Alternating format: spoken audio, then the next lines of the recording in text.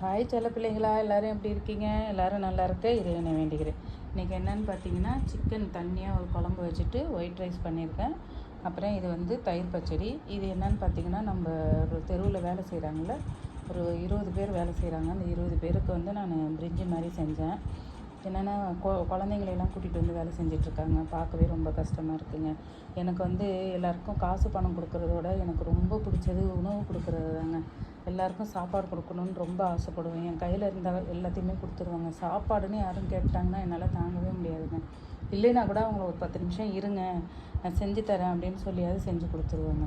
ஏன்னா தானத்திலே சிறந்தது அன்னதானம் தான் சொல்லுவாங்க. மனுஷன் போதும்னு சொல்கிற ஒரே விஷயம் பார்த்திங்கன்னா அதுவும் உணவு தாங்க. சாப்பாட்டை மட்டும்தான் போதும்னு சொல்லுவான். மீதி நீங்கள் பணம் காசு நகை நட்டு எது கொடுத்தாலும் வேணும்னு தான் கேட்கும் அந்த மனசு. சாப்பாடு மட்டும் தான் போதும்னு சொல்லும். அதனால் நான் உங்கள் எல்லாருக்கிட்டையும் ஒரு சின்ன வேண்டுகோள், உங்கள் தேவி அம்மா என்னென்னா, உங்களால் முடிஞ்சது டெய்லி ஒருத்தருக்கோ 2 பேருக்கோ உணவு வாங்கி கொடுங்கங்க. உங்களுக்கு மட்டும் இல்லை, உங்கள் பரம்பரைக்கும் உங்கள் வம்சத்துக்குமே வந்து அந்த தர்மம் வந்து தலை காக்குங்க. வாழ்க வளர்க. பாய்.